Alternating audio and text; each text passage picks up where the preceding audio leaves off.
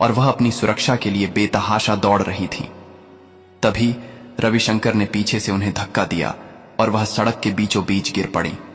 रविशंकर अब घृणित वासना से भरकर गिरी हुई अनीशा को घूरने लगा। बचने का कोई मार्ग न देखकर जब रविशंकर उन्हें पकड़ने के लिए झुका। दोस्तों, अत्यधिक विलंब के कारण जब पुलिस अधीक्षक एसपीओ अनीशा खान रात के 12 बजे रायपुर की एक निर्जन सड़क पर पैदल आवास लौट रही थीं, तो सड़क के बीचों बीच एक विद्रूप तांत्रिक जिसका नाम रविशंकर था खड़ा नजर आया, जिसने अकेली महिला को अपनी ओर आते देख उसका इंतजार करना शुरू कर दिया। रविशंकर ने अचानक आगे बढ़कर अनीशा का रास्ता रोक दिया और उन्हें घूरने लगा। अनीशा ने विवेक से काम लेते हुए किनारे से निकलने का प्रयास किया, लेकिन रविशंकर उनके पीछे पीछे चलने लगा। चारों ओर रात का सन्नाटा और घना अंधेरा था और अनीशा का हृदय किसी अनिष्ट की आशंका से धड़क उठा। अचानक रविशंकर फुर्ती से उनके पास आया और जबरदस्ती हाथ पकड़ते हुए नशे में डूबी आवाज में बोला, हाँ, कहां से आ रही हो? मुझसे मिले बिना कहां जा रही हो? अनीशा ने शांत रहते हुए जवाब दिया कि वह एक सरकारी कार्यशाला के बाद घर लौट रही थी, जिस पर रविशंकर ने तुरंत उनके बाल पकड़कर अपनी ओर खींचे और चिल्लाया, मुझे नहीं बताया जाएगा कि वह कौन सा जरूरी काम था। अनीशा ने बताया कि वह एक उच्च स्तरीय सुरक्षा बैठक थी, जिस पर तांत्रिक भयानक रूप से हंसने लगा और व्यंग्य किया, ऐसी बैठक थी तो अब मेरे साथ भी एक गोपनीय चर्चा कर लो।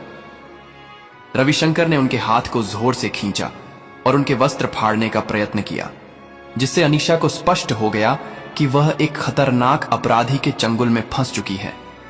वह तेजी से पीछे हटने लगी और रविशंकर उन्हें पकड़ने के लिए झपटने लगा। अनीशा ने पूरी शक्ति से भागना शुरू किया और रविशंकर भी उन्मादी की तरह उनका पीछा करने लगा।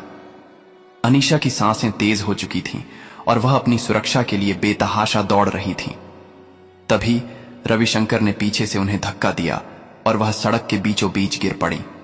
रविशंकर अब घृणित वासना से भरकर गिरी हुई अनीशा को घूरने लगा। बचने का कोई मार्ग न देखकर जब रविशंकर उन्हें पकड़ने के लिए झुका, तो अनीशा ने अपनी पूरी शक्ति से उसे धक्का दिया और उठ खड़ी हुई। रविशंकर तेजी से वापस आया और उन्हें पीछे से पकड़ लिया, लेकिन अनीशा ने अपनी पहचान बताए बिना क्रोध में कहा, देखो, मुझे छोड़ दो, तुम जो कर रहे हो वह ठीक नहीं, अन्यथा तुम्हें इसका कठोर परिणाम भुगतना पड़ेगा। रविशंकर अपनी हवस में चूर था और हंसते हुए बोला, ओह, मैं तो डर गया। उसने अपनी झोली से स्थानीय मदिरा की बोतल निकाली और अनीशा पर उड़ेलने लगा, जिससे वह पूरी तरह भीग गई। फिर आधी मदिरा पीने के बाद रविशंकर ने बोतल अनीशा की तरफ बढ़ाते हुए जबरदस्ती पीने को कहा और धमकी दी कि अगर उन्होंने नहीं पी तो वह उन्हें किसी को मुंह दिखाने योग्य नहीं छोड़ेगा। पुलिस अधीक्षक अनीशा ने स्थिति की संवेदनशीलता को समझते हुए आत्मरक्षा के लिए बोतल पकड़ी और पीने का अभिनय करने लगी। रविशंकर अधीरता से अपने लक्ष्य के पूर्ण होने की प्रतीक्षा करने लगा। देखते ही देखते अनीशा ने पीने का नाटक किया और थोड़ा सा नशा महसूस होने का दिखावा करते हुए अपने दोनों हाथ सिर पर रख लिए और फिर मदहोशी के अंदाज में सड़क के मध्य लेट गई, जबकि रविशंकर की हंसी उनके कानों में गूंज रही थी। रविशंकर उनके निकट आया, उन्हें ध्यान से देखा और मुस्कुराते हुए बोला, हाँ, अब आनंद आएगा। लेकिन जैसे ही रविशंकर ने आगे बढ़कर अनीशा के चेहरे को छूने का प्रयास किया, अनीशा ने फुर्ती से जमीन पर पड़ी मदिरा की खाली बोतल उठाई और पूरी ताकत से रविशंकर के सिर पर दे मारी। रविशंकर को गंभीर चोट लगी और वह लड़खड़ाता हुआ जमीन पर गिर पड़ा। अनीशा तुरंत कांपते हुए उठ खड़ी हुई। उनके कदम मदिरा के कारण डगमगा रहे थे, पर वह पूरी शक्ति से दूर भागने लगी। जमीन पर पड़े रविशंकर ने चिल्लाकर अपने साथियों को बुलाया, क्या देख रहे हो? पकड़ो उसे, इसकी सजा अब इसे अवश्य मिलेगी। रविशंकर तेजी से भागकर अनीशा के पास पहुंचा और उनके पैर पकड़ लिए, फिर खींचकर अपने पास किया और क्रोध में दहाड़ते हुए बोला, तूने मेरे साथ छल करने की कोशिश की, अब तेरी सजा और भी बढ़ गई है। वह उन्हें बांह से पकड़कर खींचते हुए जंगल की ओर ले जाने लगा, जहां एक पुरानी खंडहर हवेली थी। अनीशा को समझ आ गया कि अब कुछ बहुत बुरा होने वाला है। रविशंकर ने हवेली का दरवाजा खोला और अनीशा को अंदर धकेल दिया, फिर दरवाजा बंद करके स्वयं भी अंदर घुसा। उसकी आंखों में वासना की चमक थी। उसने अनीशा की ठोड़ी सख्ती से पकड़ी और गरज कर कहा, अब देखता हूं तेरा अहंकार कहां जाता है, तेरी चीखें ही मेरी विजय बनेंगी। कोने में सिमटती अनीशा की दृष्टि सामने रखे एक मजबूत लकड़ी के मोटे लट्ठे पर पड़ी। जैसे ही रविशंकर झपटने वाला था, अनीशा ने पूरी ताकत से वह लट्ठा उठाया और सीधे उसके जबड़े पर दे मारा। रविशंकर भयानक चीख के साथ पीछे हटा और उसका मुंह रक्त से लथपथ हो गया। अनीशा ने एक क्षण भी व्यर्थ किए बिना दरवाजा खोला और नंगे पांव रात के अंधेरे जंगल के रास्ते पर भागना शुरू कर दिया।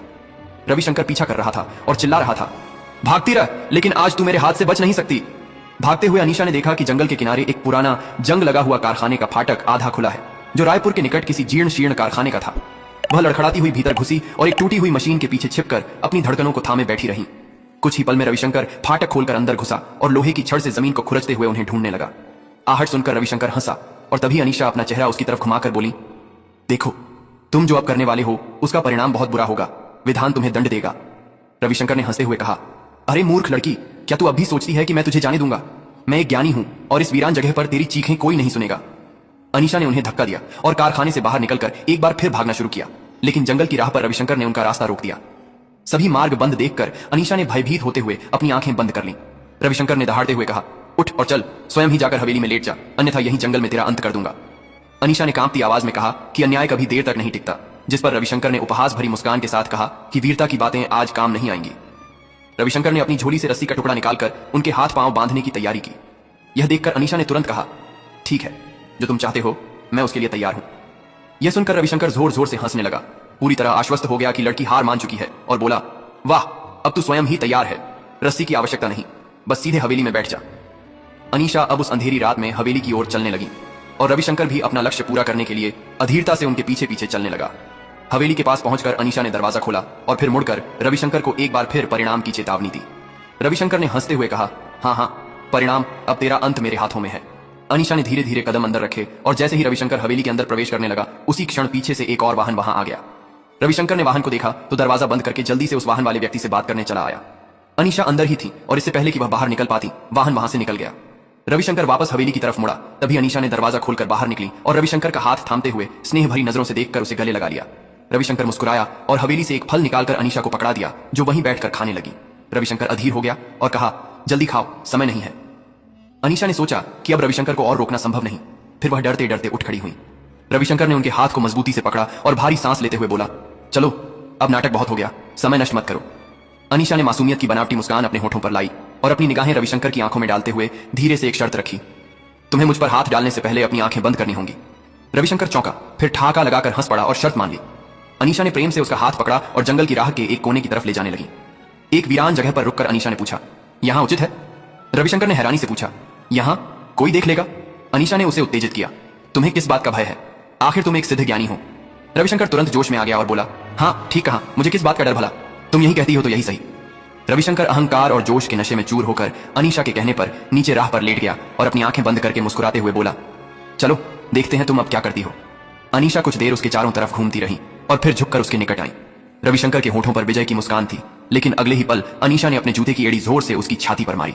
रविशंकर तड़प कर आंखें खोल देता है, लेकिन तब तक अनीशा उसकी लाठी खींच चुकी थी। रविशंकर उठकर वहीं बैठ गया और बोला, ये क्या छल किया तुमने मेरे साथ? अनीशा अपने चेहरे पर हल्की मुस्कान लाती हुई रविशंकर के निकट आकर बैठ गई और लाठी उसके हाथ में थमाते हुए स्नेह भरी नजरों से बोली, मैं तुम्हें बस यह दिखाना चाहती थी कि अगर मैं भागना चाहूं तो भाग सकती हूं, लेकिन अब मेरी इच्छा है, मैं स्वयं इसके लिए तैयार हूं। यह सुनकर रविशंकर के चेहरे पर फिर से मुस्कान आ गई और वह अनीशा को गले लगाने लगा। अनीशा ने कहा, एक पल, पहले मुझे यह बताओ, क्या तुम वास्तव में इतने शक्तिशाली ज्ञानी हो और जो चाहो वह कर सकते हो? रविशंकर ने घमंड भरे लहजे में हाँ कहा। अनीशा ने तुरंत रविशंकर का हाथ पकड़ा और उसे हवेली की तरफ ले जाने लगी। हवेली के पास पहुंचते ही अनीशा अचानक अंदर दाखिल हुई और वहां से एक लाल रंग का वस्त्र उठा लिया और कहा, मैं नहीं मानती कि तुम इतने बलवान हो। रविशंकर, जो अपने पद के अहंकार में चूर था, कुछ समझ नहीं पाया और अपने दूरभाष से अनीशा को उन सब लड़कियों की तस्वीरें दिखाने लगा जिनके साथ उसने दुराचार किए थे। वह बड़े अहंकार से अपने अपराध गिनाने लगा। मुझे पकड़ने वाला कौन है? आखिर मैं एक ज्ञानी हूं। अनीशा चुपचाप उसकी बातें सुनती रही और फिर रविशंकर के निकट जाकर बोली, वाह, तुम तो बहुत साहसी निकले, आओ मैं अब तुम्हारी बहादुरी देखना चाहती हूं। वह रविशंकर को उसी सुनसान जंगल में दूसरी दिशा में ले जाने लगी। वहां पहुंचकर अनीशा हंसते हुए बोली, तो क्या कह रहे थे तांत्रिक, तुम्हें पकड़ने वाला कोई नहीं? यह कहते ही उसने अपने कपड़ों के अंदर छुपा हुआ चित्रांकन यंत्र, कैमरा, बाहर निकाला। उसी यंत्र में रविशंकर के सारे अपराध, उसके अहंकार भरे स्वीकार और हर स्वार्थी हरकत अंकित हो चुकी थी। रविशंकर के चेहरे का रंग उड़ गया और वह घबराहट में तेजी से चित्रांकन यंत्र छीनने झपटा, पर उससे पहले ही अनीशा ने उसके मुंह पर एक जोरदार थप्पड़ मारा। अब वहां खड़ी लड़की वह बेबस अनीशा नहीं थी, बल्कि एक बहादुर पुलिस अधीक्षक अपने वास्तविक रूप में सामने आ चुकी थी। उसी समय पीछे से 2 सरकारी गाड़ियों की अग्रदीपिकाएं चमकी और अगले ही पल विशेष सैन्य दल, कमांडो गाड़ियों से बाहर निकल आए। अनीशा ने हाथ का संकेत किया और देखते ही देखते रविशंकर को जमीन पर काबू कर लिया गया। रविशंकर की टांगें कांपने लगीं और उसने कांपती आवाज में कहा, यह लड़की असत्य कह रही है। अनीशा उसके पास आई और एक और जोरदार थप्पड़ मारते हुए गर्व से बोली, तुम्हें पता है मैं कौन हूं? मैं पुलिस अधीक्षक हूं और यह दल मेरे आदेश पर यहां आया है। तुम समझ रहे थे कि यह खेल तुम मेरे साथ खेल रहे हो? असल में यह खेल मैंने तुम्हारे साथ खेला है। मुझे तुम्हारी दरिंदगी और लड़कियों के साथ गलत कृत्यों का पता चला, इसीलिए मैंने स्वयं यहां आकर तुम्हें रंगे हाथों पकड़ने का निश्चय किया, ताकि तुम खुद अपने मुंह से स्वीकारोक्ति करो और तुम्हें कठोर दंड दिलवा सकूं। अनीशा ने फिर अपना आधिकारिक पहचान पत्र रविशंकर के मुंह के सामने किया। रविशंकर की आंखें आश्चर्य और भय से भर गईं। अनीशा ने लात मारकर रविशंकर को जमीन पर गिरा दिया और आदेश दिया, ले जाओ उसे मेरी नजरों के सामने से। विशेष सैन्य दल ने रविशंकर को गाड़ियों में डाला और उसे कारागार में डाल दिया गया। यह आख्यान हमें सिखाता